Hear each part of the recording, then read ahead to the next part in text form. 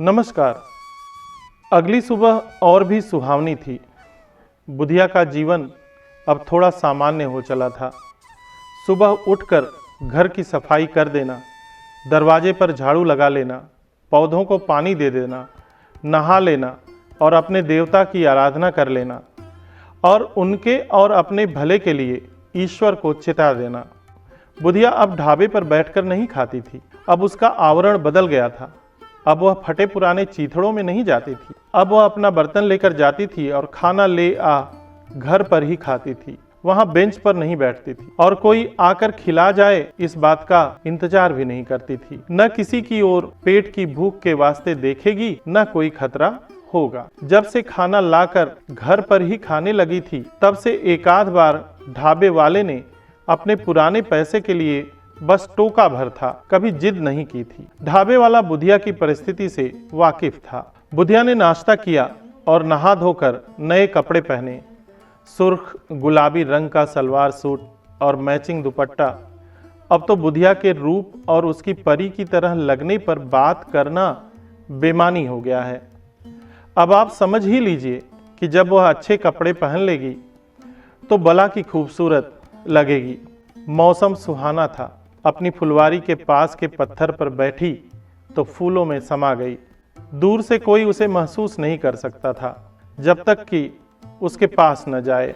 बुधिया का मन उछल कूद और मस्ती कर रहा था।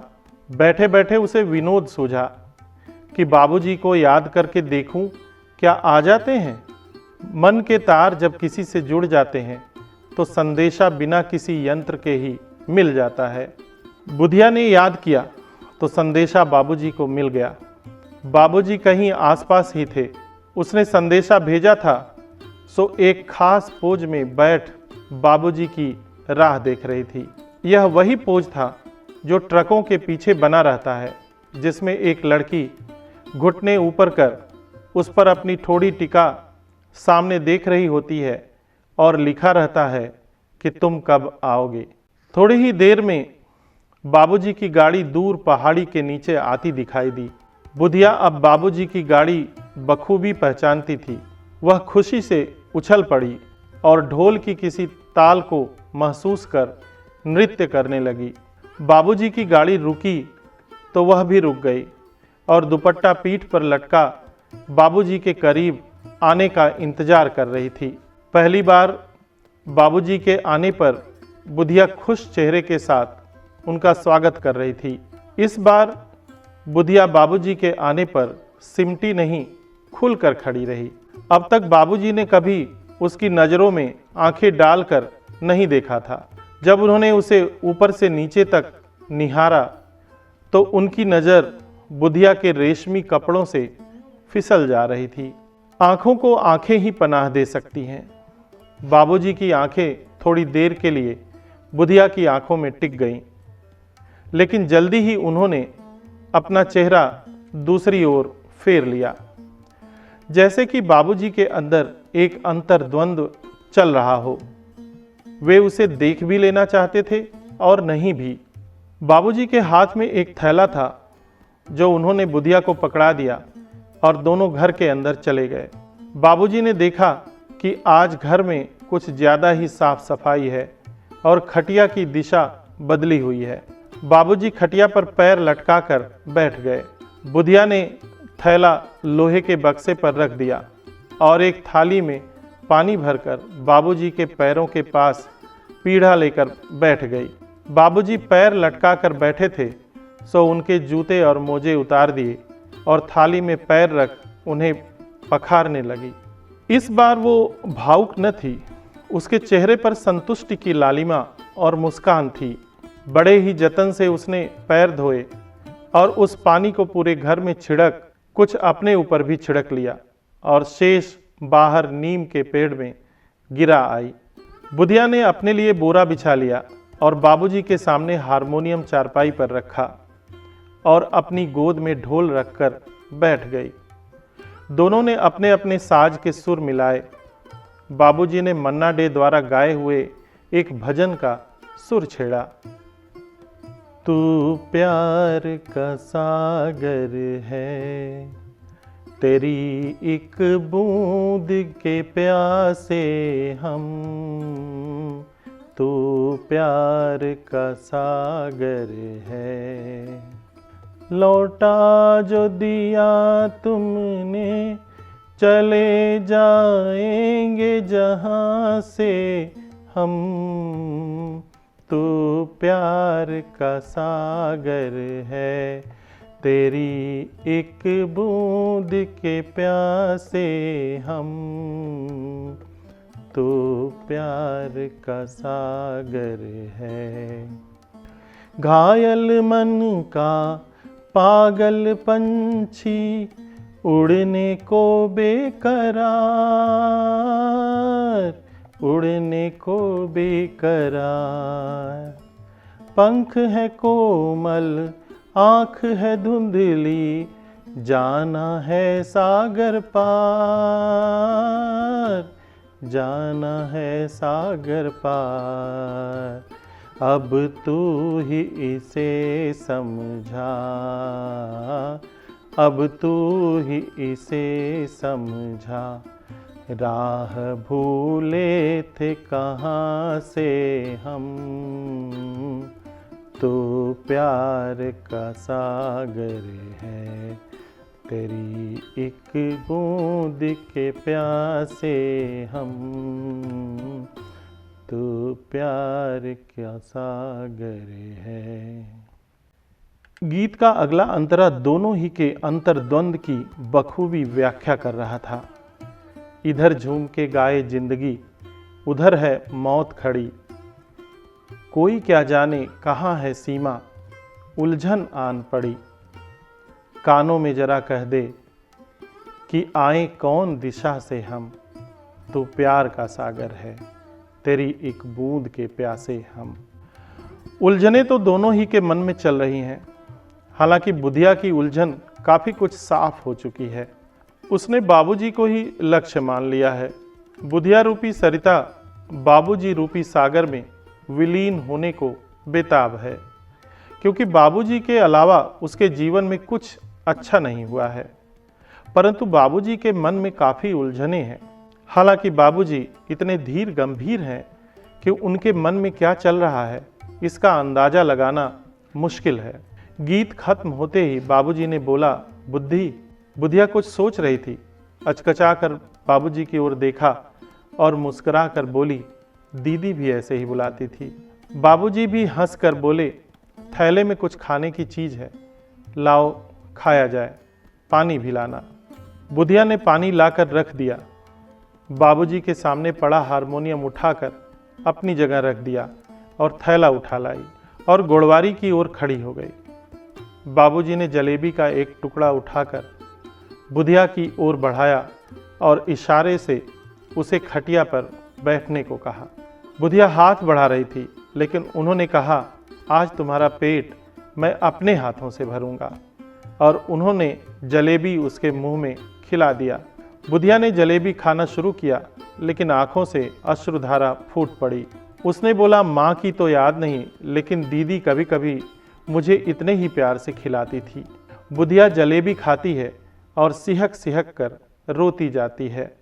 रोती हुई बुधिया की थोड़ी पकड़ बाबूजी ने ऊपर किया और बोले, मेरी ओर देखो बुद्धि, आज से तुम बुद्धि नहीं मेधा हो, मेधा। बुधिया ने सिहकना बंद कर दिया और उत्कंठा से पूछा, इसका क्या मतलब होता है बाबूजी?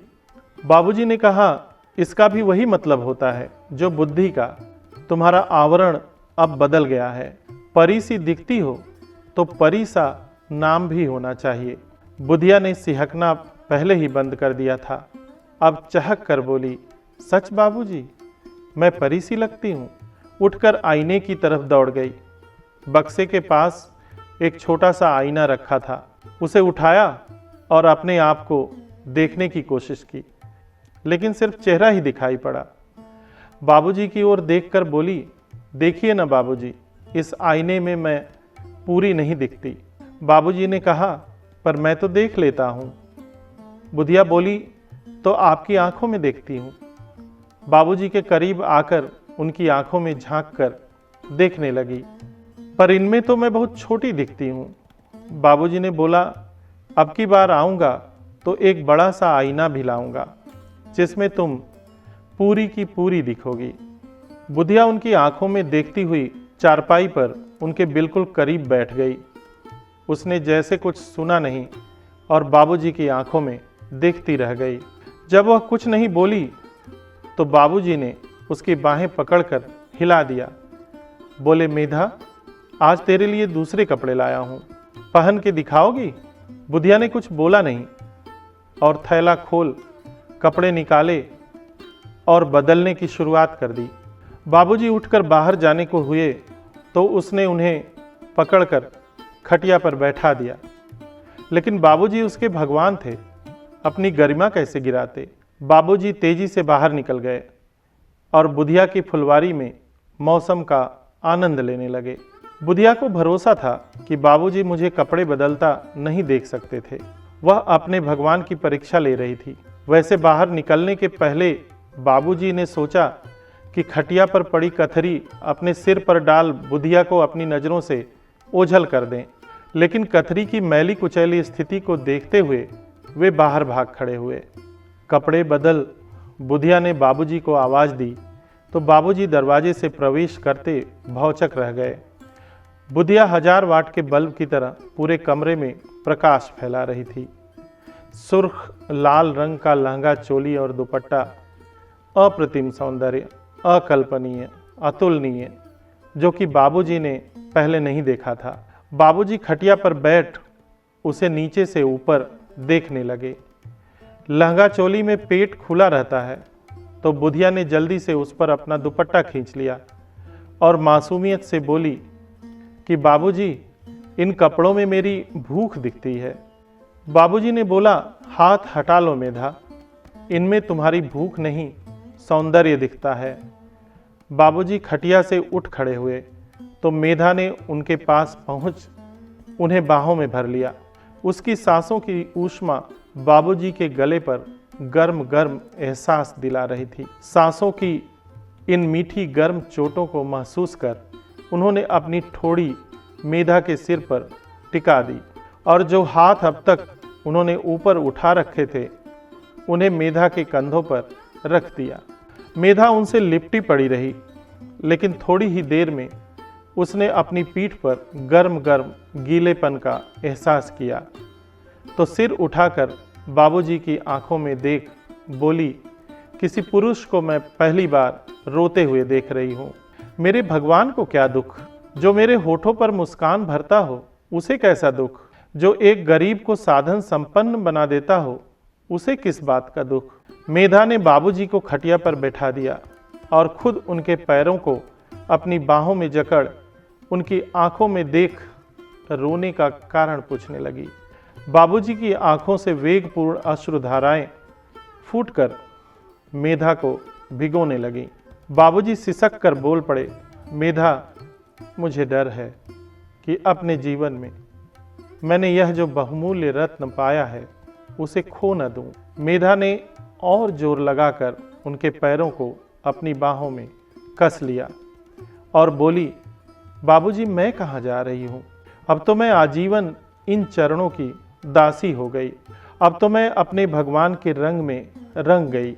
यह रंग अब मैं चाह कर भी नहीं धो सकती। आप एक घोंसला हैं और मैं उसमें बसने वाली पंछी। मैं कैसे अलग हो सकती हूँ जब तक कि मेरा घोंसला ही मुझे परे न धकेल दे। बाबूजी और जोर से रोने लगे। मेधा ने उनके गले पर हाथ रखा तो शरीर तप रहा था। वे रोए जा रहे थे। उसने बोला, आपको तो बुखार है बाबूजी। उन्होंने बोला, नहीं, यह अवसाद का ताप है, खत्म हो जाएगा। बाबूजी ने बोलना जारी रखा, मेधा, इस जीवन के इतर मेरी एक और जिंदगी है, एक दुनिया है। न तुमने कभी पूछा और न मैंने कभी बताया, पर तुम्हारे पास मैं कभी पाप लेकर नहीं आया, आज भी नहीं। तुम्हारा एक कलाकार की ही तरह सम्मान किया, वही सम्मान अब भी है और जीवन पर्यंत रहेगा। दुनिया की हर खुशी मैं तुम्हें देता रहूंगा। तुम जैसा कहोगी वैसा ही होगा। मेधा को जैसे झटका लग गया। उनका पैर पकड़े होने के बावजूद वह हिल गई। उसका स्वर थोड़ा तल्ख हो गया। पैर छोड़ खटिया की पाटी पकड़ मेधा ने बोला, क्या चोरी चोरी बाबूजी? मैंने तो अपने आप को इन चरणों में समर्पित कर दिया। मुझे हर तरफ भूख ही दिखाई देती थी। शेखुआ की भूख, ट्रक ड्राइवर की भूख, मुझे देखने आए छोकरे की भूख। ऐसा लगता था कि भूखे नरभक्षियों के झुंड में मैं अकेली फंस गई हूँ। सब मुझे नोच डालना चाहते हैं। तो मैंने आपकी आंखों में सुख देखा। आपकी आंखों में कभी भूख नहीं देखी, प्यास नहीं पाया। अब बाबूजी के पैरों और मेधा के बीच थोड़ी दूरी बन गई थी, लेकिन वह बाबूजी की आंखों की गहराई में उतरती रही और पूछा, क्या बाबूजी आप भी भूखे निकले? और अनवरत उनकी आंखों में उतरती गई।